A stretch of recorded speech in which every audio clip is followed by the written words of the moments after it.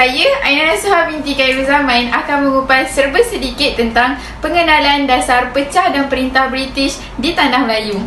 Berdasarkan sejarah, pihak British telah membawa masuk buruh dari negara China dan India ke Tanah Melayu semasa mereka memerintah Tanah Melayu. Bagi menguatkuasakan kuasanya di Tanah Melayu, pihak British telah memperkenalkan dasar pecah dan perintah dengan mengasingkan penempatan setiap kaum di Tanah Melayu.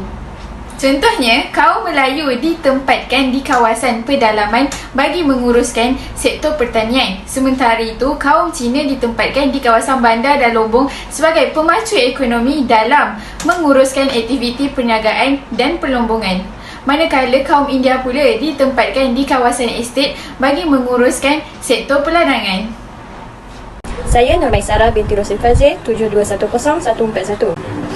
Baiklah, saya akan menyambung pembentangan di bawah tajuk Dasar Pecah dan Perintah Penjajah Inggeris.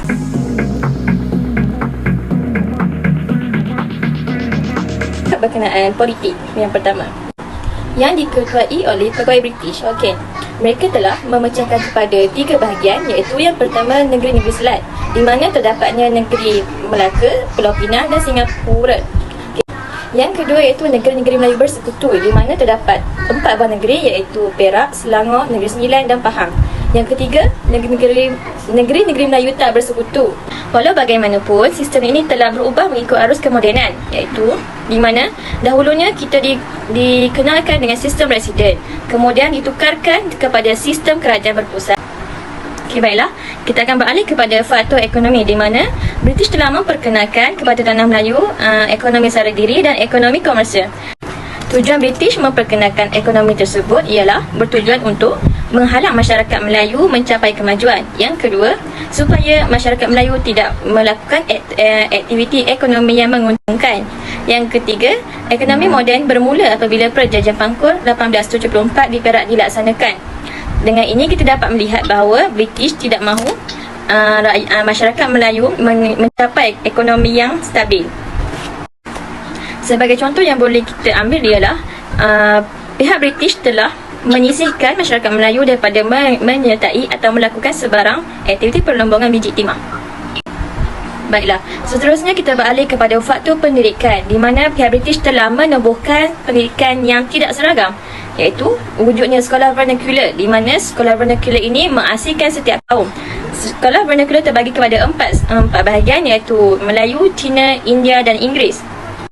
Walaupun begitu, pihak British hanya menempatkan rakyat biasa sahaja di sekolah vernacular ini, kerana mereka telah menetapkan agar rakyat Tanah Melayu boleh bersekolah atau boleh mendapatkan pendidikan hanya pada di sekolah rendah sahaja, manakala golongan bangsawan boleh ditempatkan di sekolah Inggeris. Dan akhir sekali kita akan beralih kepada faktor sosial, di mana pembinaan jalan raya yang menghubungkan bandar dan kawasan luar bandar, iaitu kawasan pendalaman. Yang kedua, pembukaan bandar-bandar yang baharu. Yang ketiga, dasar imigrasi yang lebih bebas menggalakkan kemasukan buruh asing, contohnya daripada negara India.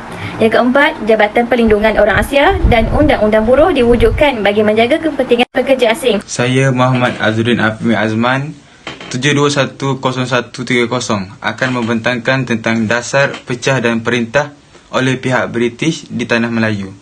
Antara kesan yang terdapat ialah mewujudkan jurang perpaduan antara kaum. Kaedah divide and rule, iaitu pecah dan perintah, bermaksud pengelasan kaum mengikut jenis pekerjaan dan sistem pelajaran yang berbeza. Ini telah menyebabkan pengurangan tahap interaksi penduduk Tanah Melayu yang terdiri daripada pelbagai rumpun etnik yang berbeza. Hubungan komunikasi hanya berlaku sesama kaum sahaja. Sebagai contoh, India bersama orang India, orang Cina bersama orang Cina sahaja. Dasar ini juga telah menimbulkan prasangka buruk sesama kaum. Kesan dasar pecah dan perintah yang seterusnya ialah ketidakseimbangan ekonomi antara kaum. Ianya terjadi apabila pengasingan penempatan mengikut ras dan kaum. Kaum-kaum di Tanah Melayu tinggal berasingan mengikut kegiatan ekonomi masing-masing. Sebagai contoh, kaum Cina tinggal di kawasan pemacu ekonomi, manakala kaum India tinggal di kawasan peladangan, dan kaum Melayu pula tinggal di kawasan perkampungan. Hal ini keseluruhannya menyebabkan ketidakseimbangan ekonomi di antara kaum. Selain itu, kesan yang ketiga ialah interaksi antara kaum tidak dapat diwujudkan. Golongan pendatang asing iaitu kaum Cina dan India dibenarkan untuk mengekalkan identiti serta budaya tersendiri. Akan tetapi, perhubungan langsung dengan etnik lain terutamanya orang Melayu tidak digalakkan.